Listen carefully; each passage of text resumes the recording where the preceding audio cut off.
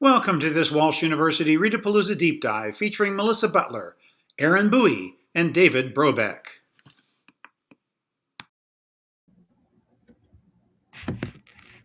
Hello everybody, I'm David Brobeck from Walsh University and welcome to this session of Deep Dives from the Readapalooza.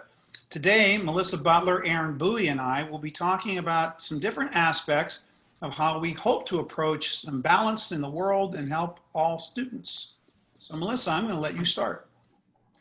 Okay, well, I'm not sure how many of you had attended the the Readapalooza, the initial one. I had done a presentation about inequality in our schools, and we talked about basically just the access to high quality instruction for our most vulnerable students, which happen to be oftentimes those children who are coming typically from economic disparaged communities, a lot of brown and black children, of course, coming to school behind the eight ball because they are due to a lack of oral language maybe in the home, because of economic disparities, literacy-rich environments. And we talked about this. One thing I wanted to show, I had my presentation, I think I talked a little bit, I did in my presentation. So let me put this in present mode, was this particular slide here. I wanted to talk about, talking about students. So when we talk about a third of children will learn to read regardless of the method. But then we talk about the rest of children needing that explicit systematic instruction. So there was another resource, I happen to be looking for some resources for a course that I'm teaching this fall. And another resource I found, which I thought really hones in on this point here, is this, the ladder of reading. So when we're looking at this, it really kind of breaks it down. So we have a very small percentage of students that learn to read, like it's just effortless. It just comes easily for them, right? Very small percent.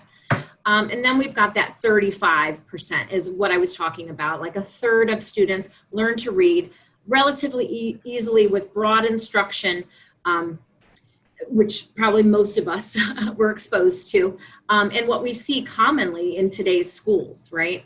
So these are the students I'm talking about right here, this 40 to 50%. So they learn to read proficiently because they've had code-based, explicit, systematic, sequential instruction.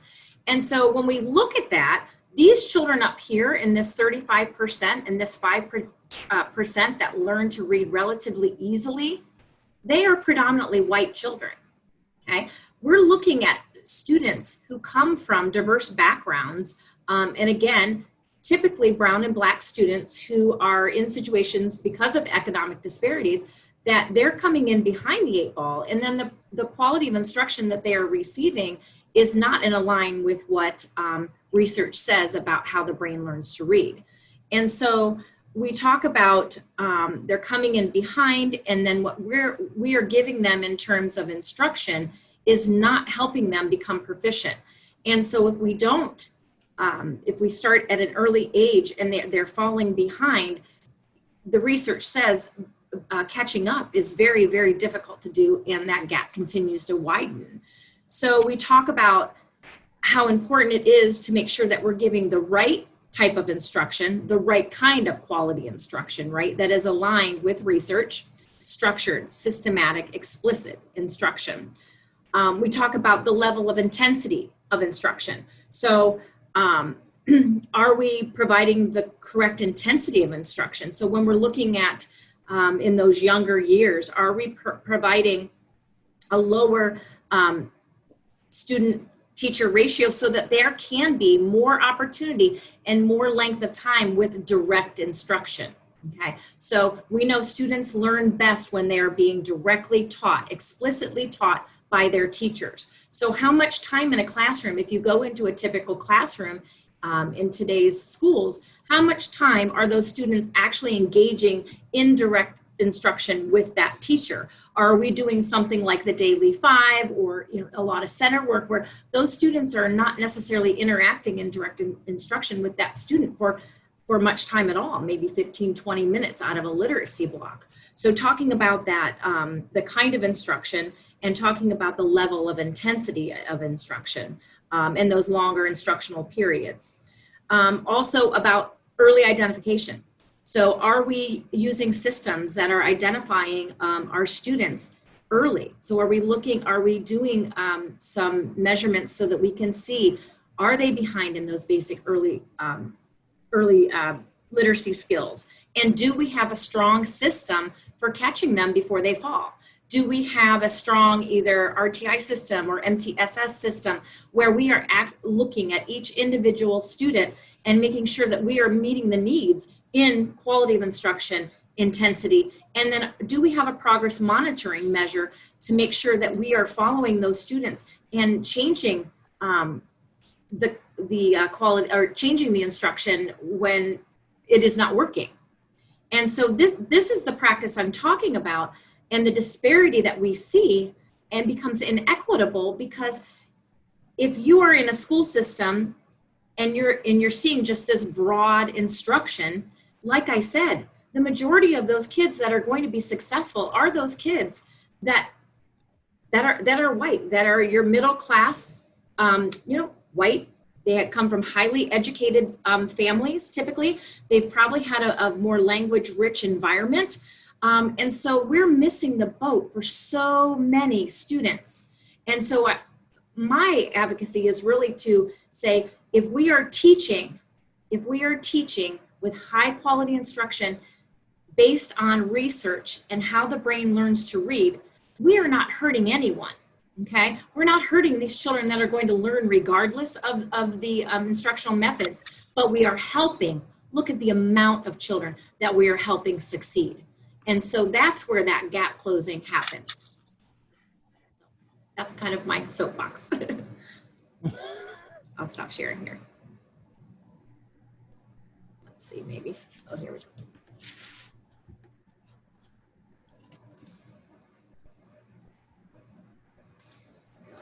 As we're coming off that, Aaron, I was just wondering, since you worked together, was there a difference when you were suddenly exposed to a difference in Youngstown? I mean, the difference between when we began the work in Canton and coming to Youngstown, that type of scenario? I mean, you were in one city, urban district, then what happened? What did you see in Youngstown, and how have you addressed that based on some of the things Melissa just said? Correct. So what I will say is there are some significant consistencies between urban districts. The challenge is some of the barriers and obstacles. So number one being economics.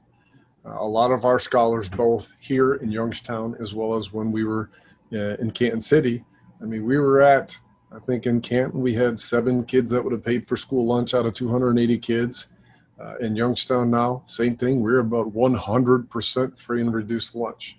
So the consistencies being the challenges, because with that low SES situation or the poverty situation, we have scholars that come to us with a very limited exposure to, the foundational skills in the science of reading that we know that are key, which is the language development, exposure and consistency with interacting with literature and text.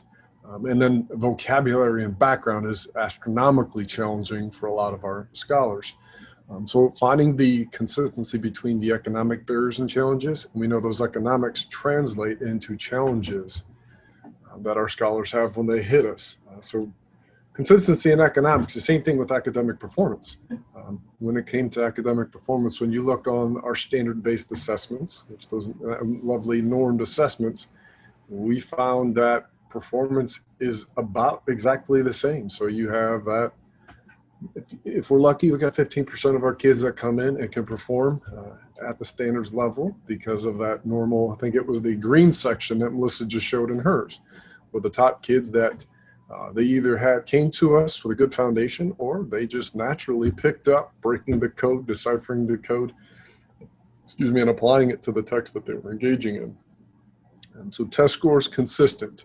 When I got in and started looking at instructional approaches and techniques and avenues, so I was coming from a district where we were at Canton embedding and instituting the science of reading with an unbelievable amount of rigor and intensity in our building specifically.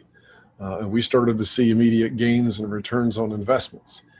When I hit Youngstown, they're in the beginning. So currently we're in the beginning stages of putting the science of reading approach in full force and full monty. So that's what I've been focusing on this entire school year, is continuing the work that we've started, but also pushing forward.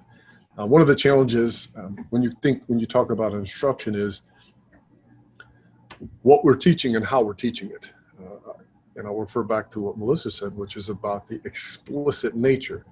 So when I got in, the district had just adopted in Youngstown some new curriculum and instructional materials and resources. So our staff was getting accustomed and getting used to this new program or these new instructional materials.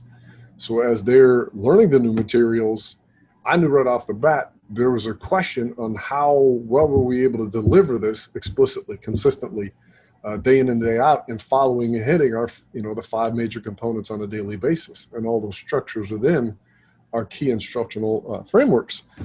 So we spent a lot of time building, which is what we did in Canton, building capacity first. So why is it important that when I do my phonemic awareness lesson or my Haggerty instruction or my Haggerty specific routine, why do I have to focus on certain things and not just focus on beating a clock? Or why is it important that I read students' lips to see, are they mouthing what I'm doing, even if they're not producing it aloud? And then same thing when you dive deeper into the actual phonics instruction. Are we just blindly following an outline for teaching phonics in a curricular and instructional materials, or do I understand why certain things are placed in a sequence of an instructional materials, and I'm emphasizing and focusing in specifically on where I would need to do, what I need to do in order to get there? So those are some of the instructional challenges that we engage. And I tell my teachers, there's a lot of us in the urban world that are in the same setting, facing the same challenges. The last consistency that was between both is just the sheer amount of classroom disruptions and interruptions to teaching and learning that go on. And clearly it's been something that is addressed across Ohio as a state and a lot of other states, because we have the laws that require having positive behavioral intervention systems and supports in place, or a multi-tiered system of student supports. So making sure that the learning environment is fit. And that boils down to kind of my talk, which was, relationships, collaboration, and creativity. So relationships, where are we with building relations with students who come to us with a challenging background? So is it one where I look at a student that can't read, and when they enter my classroom, creates angst and frustration because I know, number one, they're not going to get that growth and that metric on what's tied to my evaluation, that standardized assessment performance. 2, are they preventing me from being able to teach all the other scholars in the room at the same time? So number 1, I can't do my job on a daily basis. Number 3, I struggle with knowing that I'm going to take a hit in evaluation. And then, it creates all sorts of little internal struggles and battles that if we don't have good relationships, both student to student, or scholar to scholar, scholar to adult, and then even teacher to admin, and the whole ballpark there, we again are going to struggle, and it's going to prevent us from being able to do, our jobs explicitly and very timely. And one of the caveats, the last little tidbit that I'll speak on was just the response to intervention, multi-tiered system of student supports. So in both places, and Ms. Butler and I built a really nice little scenario and setup to be executed at a building level across the board, grade level by grade level, teacher by teacher, down to student by student. Process, system, tracking, and monitoring plan. So when I arrived in my new district, that's one of the things that, is a key thing that we're trying to focus our efforts on, is to build a system that fits within it. Now, I transitioned from a building of 280 kids, pre-K through 2, to 750 kids, pre-K through 8.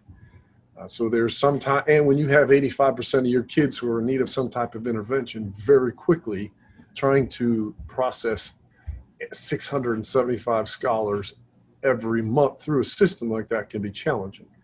There's a way to do it, and that's what we're working on. But I would tag into those key components as major things that impact and influence the success and the importance of what we're trying to do, which is ensure all of our scholars have good, strong literacy skills. I'm just going to say I'm really glad that I wasn't hosting this meeting, Melissa, because somehow I got kicked out. I had trouble getting back in. But, you know, for those of you that don't know me, I'm entering my 46th year. I taught reading for 17 years before I worked as a principal and superintendent trying to set up reading programs. And probably the first big impact I had was to detract a school where this was in Kent, and the population in Kent was interesting because about 15% African American, another 10% other because of the university. But there were two things. If you were Asian and wealthy, you were in the high classes of, they called the top reading level 1. And if you were poor and you were Black, you were likely to be in the lowest level. And when we detracted, I remember people saying, well, this isn't fair to the kids. Well, what wasn't fair was they were being treated like they couldn't learn, which is why I like Youngstown City's approach of calling them scholars. That, you know, and I did post in the chat box that we can combat poverty and racism if we have good reading programs. When the Canton newspaper asked me, how do you think kids feel about having to learn phonics? Isn't it boring? We said, no, we think they like to be able to read. Because there's nothing more embarrassing for the child than to not be able to read. And I really admire these two, both as a university professor, as a parent, because of the work they have done on behalf of kids who need advocates. And we do know the most vulnerable kids need advocates more than others. So, Dr. Brobeck, the one thing that I definitely want to give, the credit for the scholars is Mr. Justin Jennings, our CEO at Youngstown. So he has fundamentally turned a lot of the perceptions and action steps of the entire district. So that we went from calling them just students to referring to them as scholars. And like he shares and connects personal stories to it, which is very simply, look, I don't know anybody that can associate the word scholar with a poor learner, poor choices, or anything like that. So what we do is, it's that concept of increasing the expectation. So you come in every day and good morning, scholars, glad to see you today. There's no one in there that thinks they can cut up and act silly and just, detract or distract anyone from learning. So he has universally and unequivocally across our district pushed the envelope, and thankfully both the community, the staff, the employees, and even students, because they're a little more confident when they come in. As a principal, they ask me, well, Mr. Bouie, what's going on with this? Why don't we have this? Why don't we have that? So I just in a couple months being in Youngstown, a little over a year now, I've seen just his power and his enthusiasm definitely feed into that culture of, hey, we're scholars and we're going to achieve and we're going to prove. Melissa, anything you're thinking about right now? Because we do want to make sure that people have a chance to ask questions. And sure. I was just thinking of, so we talk about this, and then I'm thinking about, our audience, whether it be people that are already invested in the science of reading and moving it forward, or if it's people that are new to it and wanting to learn more. So I'm just thinking of, where do we start? And obvious, I'm going to give kudos to, Walsh University, because we've started at that pre-service teacher training, right? So we've embedded and redesigned all the courses to be in line with the science of reading research. But not only that, it has to start at that teacher level.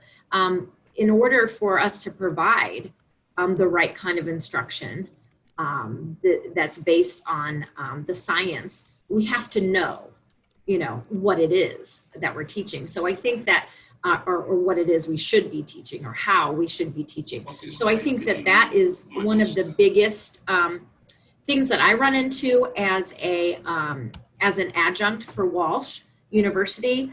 And I teach some of the courses for reading endorsement, or those that are getting a master's in reading. And most of these, 90% of the students in my courses are already in the classroom as teachers.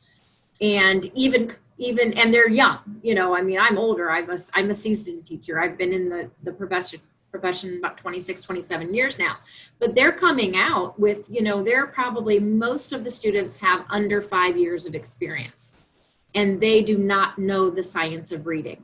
And so so we just continue to perpetuate the same strategies, the same methods of instruction, because it's just what we've always done and it's what's commonly used in the schools. And so we just fall into that. And then many of them have gone through programs at local universities that continue to teach against the science. And so that is huge, I think. And so I feel like if there's anywhere to start, that is, and we have done so here at Walsh, but to continue to advocate for better teacher training and professional development. And it takes time and intensive training to change minds, for one, about what the science is, and to change old habits, right? Or what we feel comfortable with as teachers. And so I think that is where we're seeing a great need.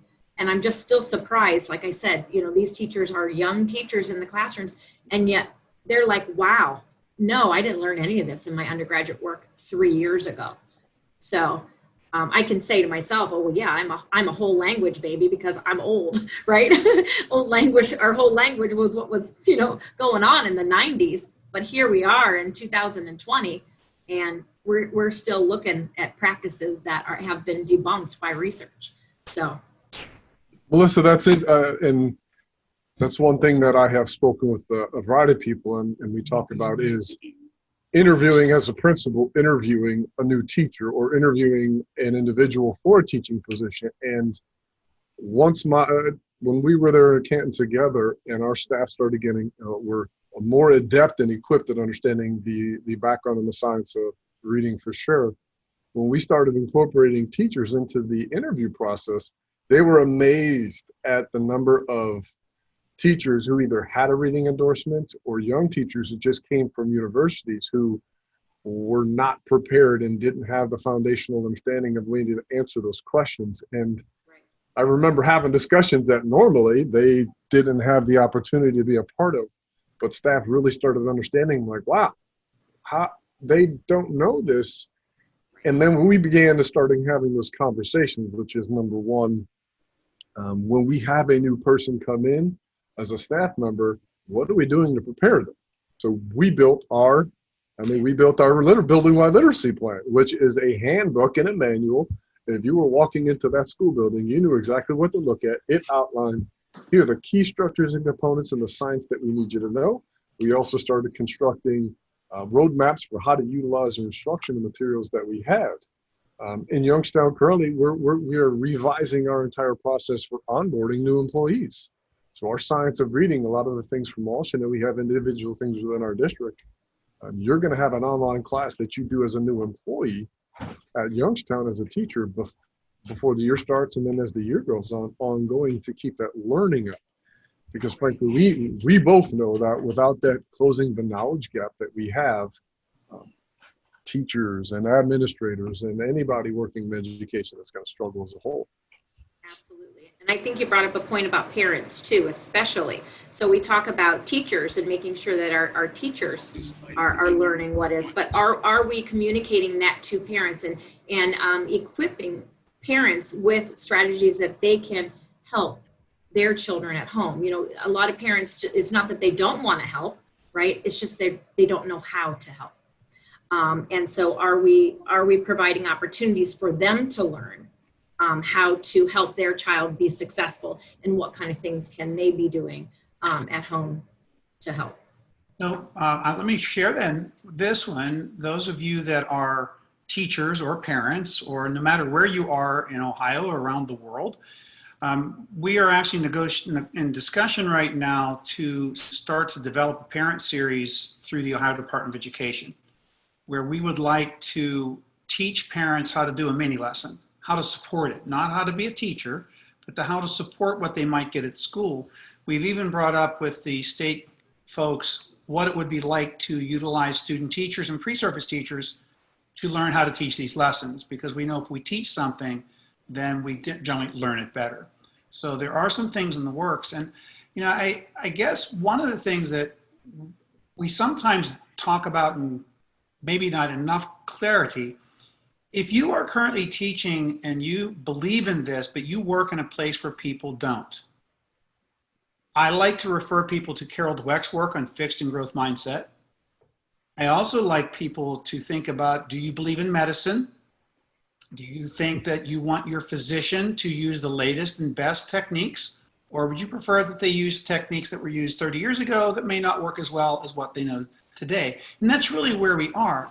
The big shift for me from when I was a reading teacher trained in whole language and got my master's degree in reading is we didn't know anything coming from cognitive psychology or neuroscience.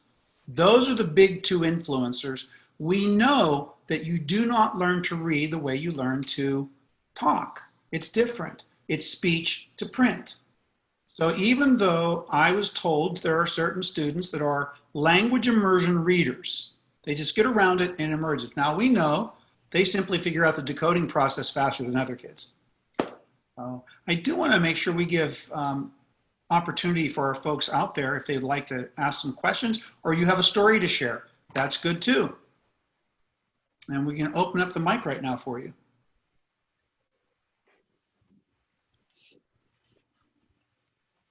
Don't be shy.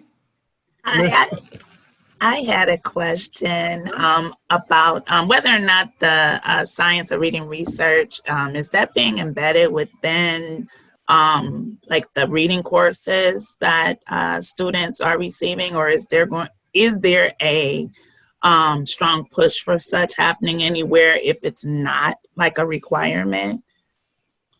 It is fully embedded at two universities in the state of Ohio, Walsh University and Mount St. Joseph in Cincinnati. Okay. Because of the work of Mr. Jennings and Mr. Bouie in Youngstown City, we have been contacted by professors from Youngstown State we've been supporting and helping as they start to make the transition to embed the science of reading there. Ohio's P20 Collaborative, there are certain schools in the state that are Marietta College, Ohio University, Cleveland State has a little bit going with it, but fully embedded, there are only two, Mount St. Joseph and Cincinnati and Walsh. That's for pre-service teachers, but I know through several grants in the state of Ohio, many school districts are involved in learning the science of reading, those teachers that are already in the classroom then. And that's how, Mr. Bouie and myself had come upon the learning because it was through a grant in the state of Ohio. And we have a handful of grants in which teachers are getting the training. So that's good too. Where do you teach, Joe? I'm in Cleveland School District, and I'm an intervention specialist. And actually, I wasn't even aware of the science of reading research until yesterday when I participated in an AFT webinar. So it was very intriguing, and I know some of my struggles that I've had as far as the instruction is concerned with my students is are the fact that one, I have students that are in that are self-contained with me, in a single classroom environment, as well as resource. They're at multiple ability levels, and also, they have their deficits. And sometimes I feel as though, even though within our building alone, there are students who have academic deficits, regardless of whether or not they're on an IEP, it seems as though for some, when you talk about mindsets, I do feel like for some of my colleagues, it's if the student doesn't fit a prescribed what is, idea, then okay, you're going into this single classroom environment for instruction. And I have no para, for even to work with those students. So, I may have kids who can decode but they have their academic deficits in regards to comprehension. And then I also have students who are still learning, letter identification. I had 4 different grade levels in there. So when we're talking about teaching, you know, the need for that intensive explicit instruction that needs to take place with the minutes, as well as me being responsible for teaching grade level content for every student, I don't know. I don't know where's the model for that, because if there is one, I would like to know. But I think there, you know, and I've tried to get help with that, but you know, a lot of people, I think it's easier to push me away and act like, oh, well, you'll figure it out, or, you know, provide me with the tools, but really don't understand my struggle. And it's unfortunate to the children. So that makes me think of something I'm thinking of, Mr. Bouie. I'm thinking of our intervention specialist at the building we worked at together. And something that she always communicates when we talk about the science of reading, or when we've been asked to present, is for all of us getting this intense professional development, it changed the way we looked at children who were struggling, but it also changed the way we looked at one another as professionals, because now teachers weren't looking at her like, you have the magic pill, you can fix this student because he's got an IEP and now he or she are gonna go with you. And so she started writing her IEPs from a different angle of, not only can she fulfill those minutes, but everyone had that specialized training in the instruction. Therefore, that classroom teacher was just as capable as the intervention specialist to serve, you know, to provide those minutes. And so we started moving out of that mindset of, oh, we just have to get them identified with an IEP, and then we'll just put them, you know, in special ed, and then they won't be, you know, we won't have to worry about it anymore. And so we really need to move away from that mindset and look at all of our kids, because the IEP should not change any action that you're already, you know, any intervention you're already providing. It shouldn't change the intervention. What it does is it legally, you know, they have legal protection based on that IEP. However, that intervention should be occurring regardless of whether that student has an IEP or not, right? So you mentioned, yes, we've got some kids that maybe aren't identified that of course are below grade level struggling, and then we've got kids that are. But again, looking at those deficits, we have to look at them and say, you know, how are we going to meet those needs regardless of whether there's an IEP or not? And I will say that is one thing that Erin Class, our IS, always said. She goes, now everybody is a specialist. Everyone can provide that specialized instruction that, you know, people were looking to me to provide, which, you know, I couldn't possibly do that for all of the kids, because when we started, we had so many with, you know, such great needs. So. And I will say that what you're,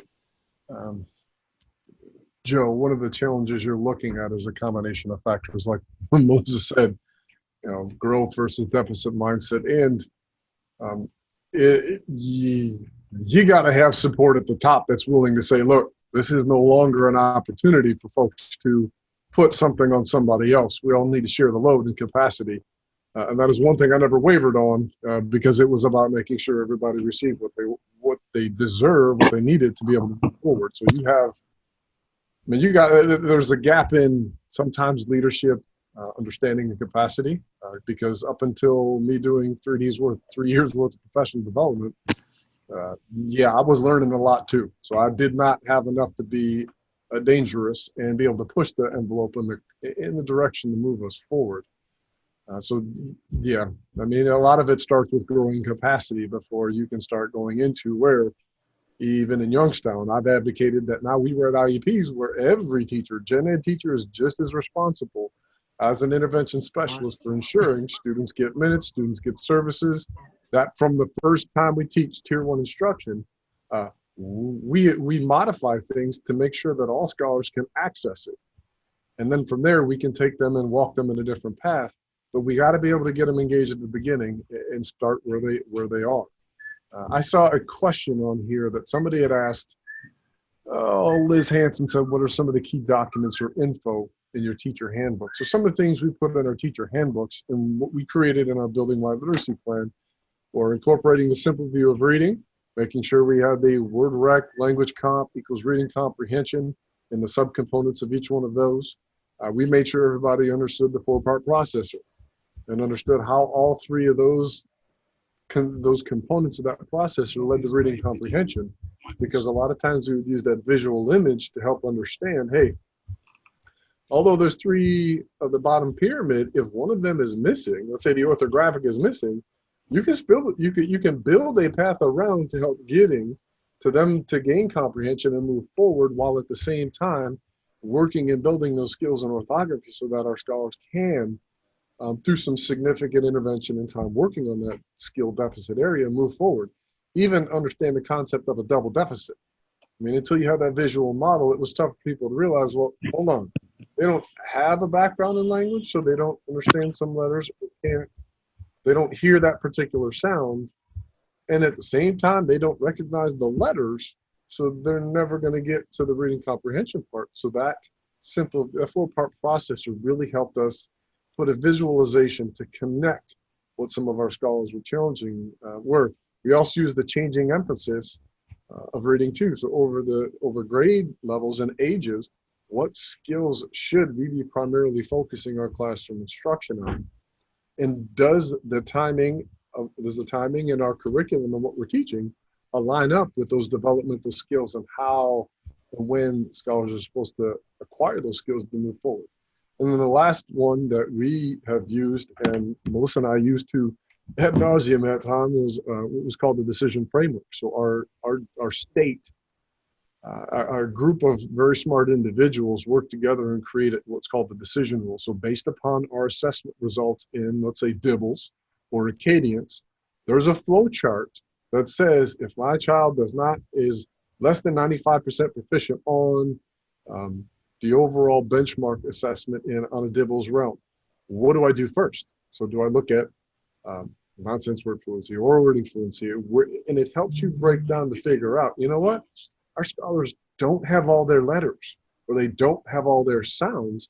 So then we know where strategically to target those interventions. And those are the type of discussions that Ms. Butler and I used to lead and push with our staff, is to say, okay, here's your list of scholars. Here's the data that you have. Now we want you to tell us where they're going to fall, what interventions they need, who's going to do it.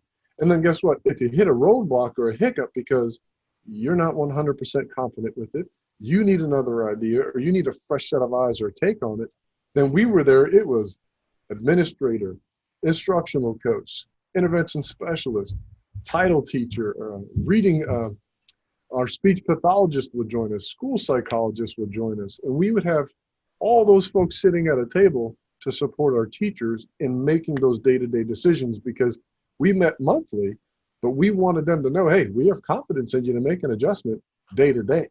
And then we connected that to our school improvement work on our Ohio improvement process, or we had 5 steps, which is just it's like an action research type program for those who are not in Ohio. And we used all that information to evaluate how effective is the instruction we're providing on a daily basis. So hope that helps. Joe, I put in the chat box for Michelle Elias' email address.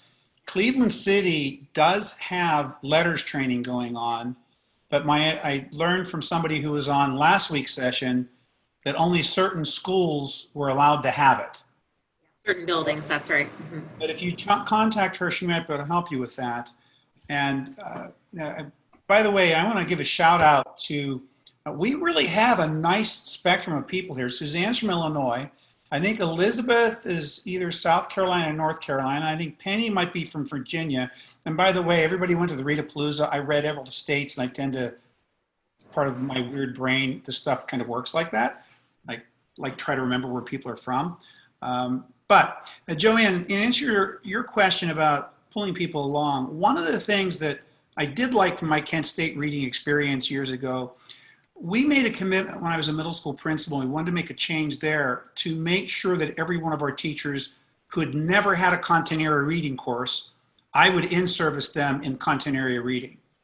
So that I knew that my science teacher, the math teacher, we got Scholastic Math Magazine, so she could start to teach students how to read mathematics that were written in word problems, because that's always a problem for certain students. And the science teacher, I talked him into teaching Jules Verne, and then he would teach scientific things inside it to bring that about to help explain things.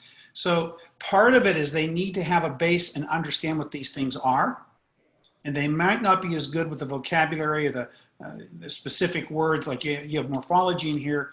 So I tried to get language and make sure that the people I was asking to do something understood it. Now, the other thing we have on our website, Michelle Alaya put together, we did a 5-part series in June specifically on how to work with teachers, or how teachers could work with a underperforming administrator. So we looked at it in both directions. That might be helpful there too. But it's not easy once people have been in a certain place and they don't want to change. Some of the big universities these people have written textbooks. They make money on their textbooks. And Suzanne had mentioned that there's not a lot being done in Illinois. I don't know if you want to talk to that at all, Suzanne, but that's pretty much true in most of the country. Mississippi is the one state that I know of that has basically mandated all state teacher programs there have to embed the science of reading into their teacher prep programs. It's state mandate. I would say, Suzanne, reach out to Tim Shanahan and look into his website, because that man is he will move mountains when it comes to reading, and he's been on the national reading panels. So you start looking up his stuff and throw it out there as potential sources of information. He was Chicago. He's not. Yeah, he's Chicago. Yeah, he was in Chicago City. Yeah. Chicago City for sure. I'm really familiar with his work. It's just you don't see a lot of coursework, based in the science of reading. Balanced literacy is very, very strong in the state of Illinois. I taught in the elementary field for several years before moving into the university level, and it was just kind of shocking to see what our students were being exposed to prior to going out into, pre-service observations. And, like I said, I was kind of astounded at, what the kids, what they had to work with before we were just kind of throwing them to the wolves, so to speak. So it's been eye-opening for sure. I'm just curious, is there any movement to having that included in, if you want to be a science teacher or if you want to be a math teacher? Because waiting until these young teachers get out into the real world is too late. They've already, they're already. So just curious to know if universities are going to pick up on that for their trade program. All of our undergraduates are required, including the high school students, are required to take reading courses. A middle school licensure, I think it's four of them offer. They do the full core. Secondary, I know they have to take continuity reading. And what I've done with I teach the leadership program at the graduate level. I'm replacing a course with our phonics, Science of Reading phonics course. We think that being able to understand the whole element of phonics and phonemic awareness is critical for a principal at any level. If they understand it, they have a better chance of being able to put it together. Suzanne, there is a group that Stephanie Staller put together. Email her. I'm in that group. Oh, you're in the group. Okay. Yes, I am. Yeah. One of the other, so I think it was Joanne's question about. It's me. I'll do that. Thank you very much for the tip. Joanne, I was going to your question about some of the high school teachers or even college instructors. Yes. We have, in my building, we have the 7th and 8th grade teachers, and to kind of get them to understand the fact that, you are a teacher of language and literacy, even in 7th and 8th grade. And I mean, they battled it for a while. And we ended up walking them from saying one of our curriculum materials had an advanced and a decoding, a basic and an advanced decoding survey. So through some collaborative grade level discussions, we showed them the data and kind of walked them through very simply to say, look, right now you have kids in 7th and 8th grade that still struggle with their advanced vowels. So consider the fact that you're trying to teach them multisyllabic words when sometimes they get hung up on the initial, the first vowel in that word. So if you're going through your vocabulary lesson and all you're doing is having them copy the word down, write the definition, maybe use it in a sentence once, guess what? You're leaving them out to dry. You're hanging them out to dry. So our district, number one, stuff in the buildings, which we said, the district, we were doing professional development on specific vocabulary instructional strategies. So what I kind of turned the doorknob a little bit harder and said, hey, we need you to focus on what strategies are you all using across the grade levels and across content areas, math, science, history, and show us what strategies are you using, because it's no longer about copying a vocabulary word. It needs to be more about, you have to draw a connection between the word, I don't know, let's call it deoxyribonucleic acid, DNA. You got to draw a picture so a child understands. And when they see that long word, number one, they have the resiliency to say, I'm going to get to the end of it. But they've also seen it, and then they can see a double helix structure in their minds when they visualize or read that word. Because if they can't, there goes language comprehension out of our equation. So then they're not going to comprehend what they read. So we kind of pushed our upper grade level teachers and into our high school classes, focusing in on, hey, focus in on how you teach words. If you know your kids struggle and don't have a really good high reading level, you're going to have to break it down by syllable. You're going to have to make visual images, real-time experiences, and maybe create some type of connection to that word that they're going to have to be able to read in context on a standard-based assessment, and then apply what they know about it in answering a question. So those are some little things that I know we have done and we continue to do in our building and in the district on closing that gap, that vocabulary and knowledge gap at the top end of high school. And the same thing with that, the morphology. Break it down, break the words down, and start slow. And you always have to go back to the structure of the language when we're looking at vocabulary, right? So it's not just about, like you said, Mr. Bouie, it's not just about putting a word up there and, defining it and copying it down and writing the definition. It's about actually really, like you said, picking apart that word, looking at its morphology, looking at its phonemes, and talking about, the meanings, especially when you get to those. Well, I mean, early on, especially too, to build that vocabulary. But as we get into more like advanced phonics, with syllabication and morphology, to really be looking at the structure of those words. And because that's wherein lies the meaning, and how we derive the meaning from the words, and how they stick, like you said, how are they going to stick with those students, that they'll remember the words by using, the morphemes. So. Well, that's also hopeful, because sometimes content teachers say, well, I have content to teach, as if the ELA teacher doesn't have content to teach. I hear that is the content. All the time from chemistry. Vocabulary is the content, right? Yeah. So thank you for all of that. Yeah, go ahead. We do have very systematic, I know.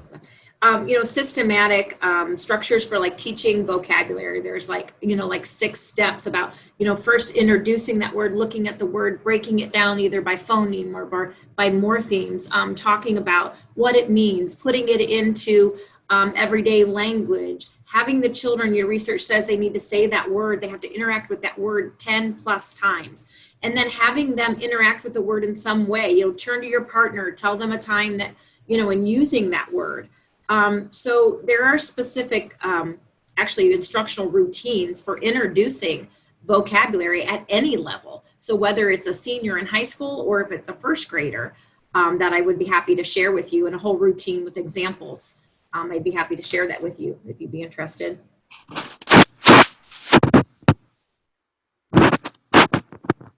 Thank you. Suzanne, what are you able to do at your school? Are you able to teach these things? Yes, very much so. My university is very open to letting me restructure my courses. And right now I'm working on our foundational literacy course is only a 2-credit course right now. And so I'm working on rewriting that course to make it a 4-credit course so we can incorporate more of the foundational, courses and foundational, the 5 pillars into that, because right now I'm really limited in what I'm able to present in that class just because of the limited, time I have with the students. If you want materials, we give our stuff away. I love that. Mount St. Joseph, Amy Murdoch, who's in that group, if you remember, they actually have all their syllabi posted, as does the Ohio Dean's Compact. And for literacy, Okay. I think it's the Dean's Compact on Literacy Achievement, but they have the 4 foundational syllabi and recommended text and everything else located for free. You can download. Oh, wonderful, wonderful. Okay, that would be very helpful. Elizabeth, you've been on a bunch of calls today. Is there anything you'd like to share or say? Penny?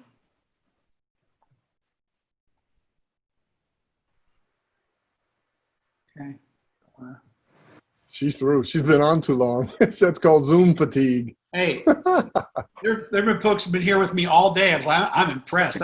It's part of my job and my commitment to this, but I've been impressed. Joe, the other place that for a model, Melissa and I are going to be presenting at Bedford on so their new teachers meeting on Wednesday. Bedford has made a commitment to embed the science of reading, and I think they're 90% free reduced lunch, 70% African American, but they made a commitment. They had one person come to training last year. The assistant superintendent came and watched the session and said, we're in and we're going to do this.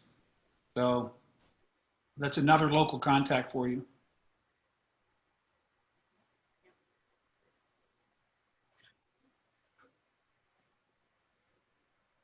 I like that somebody had posted about the Science of Reading Facebook page. That's a great resource. Yeah, there are a bunch Great of resource. Teaching Rocket Science is one. If you get when we put the Stephanie Stoller video up, she listed a ton of resources at the end of her presentation, including the Reading League, which is done by Louisa Moats. The Louisa Moats the 15 minutes that she gave us for the Readapalooza is worth the watch. I think too, and I can't stop if I don't, I was so impressed with one thing Steve Dykstra said, which is reading is the great vaccine. It can cure a lot of ills if we teach kids to read. And when we heard him earlier this summer, he talked about all the programs we have to help kids free. We have a lunch program for students and a breakfast program in school. And if they need clothing, there's things for that. But the only place a child who struggles or is in trouble learns to read is school. It doesn't happen in other places. And back in my day, they would tell us that, reading recovery is promoted. Well, we have reading recovery and we put books in their houses. That's why they don't learn to read, because it's not there. That is not true. They don't learn how to read because they don't know how to read. And Mr. Bouie and I were talking last night about athletics, and one of the things about athletics, and I have kids who are musicians and artists, if somebody doesn't teach you how to do it, you don't know how to do it. Some people catch it faster, but when I was a track and field coach, sometimes I had to change the body mechanics of what they did with their chin and their arms, just because it was inefficient and they couldn't run as fast that way. I took swim stroke lessons when I was an adult because I thought I was a pretty good swimmer until the swim coach said, boy, you have a bad stroke. Then I was a better swimmer. If you want to learn how to play guitar, you learn faster if you take lessons. So if we want all of our kids to read, systematic, explicit instruction, scientifically based. And if somebody tells you there's no science to it, they probably also don't believe that there's climate change. And they also might believe that, you can drink Clorox and not kill yourself. I didn't say kill yourself. And there was a joke in that Greek wedding story where they sprayed Windex on everything. Yes. Yeah. That was a joke. Yeah. Don't do that. Don't do that at all. I think that's a really important point, David. Here in New Zealand, I know probably about 10 years ago, in our very our low decile schools where we have low socioeconomic students, organizations put in, you know, free books for homes, you know, the books in homes, thinking that that was going to help particularly our minority students, our Māori and Pacific Island students, to raise their reading achievement because they didn't have books in homes. And we were trying to say it's all about teacher knowledge, it's about teacher education, and it's what, if we can get that core right, then that's what's going to change the difference for our minority students. You know, that's what's going to actually bring the tail, you know, up. We've got this huge tail in New Zealand of students, and they happen to be mainly minority, Māori and Pacific Islander are overrepresented in that tail of the data. And we're throwing books at them. And I kept saying to the actual organizations, I go and find those books. They're in the secondhand shop, not read. They can't read them. We need to go back to teacher education. Yeah. What you're saying, Liz, is very interesting, because I think was it the third E that we were talking about, or maybe the first one, the whole equity standpoint. And you knowing what's going on in the world today, it's one of those where, if on a completely opposite side of the earth and on a different continent, you have brown and black people that are struggling to read, and it's same there as it is here. I mean, clearly we haven't learned much from history, which is, what is the old, how do people control money, power, and respect? Make it so that you don't understand anything. How many of us pay a lawyer to interpret a legal document because I don't know what it says? Well, we can talk in really high dialect and really high language and make the complexity of what we're saying really difficult and confuse everybody around you. So it's one of those where, I mean, just reflecting on history and what we have going on, and we know reading is a cure for a lot of social ills. Being able to understand and interpret things and understand and move forward.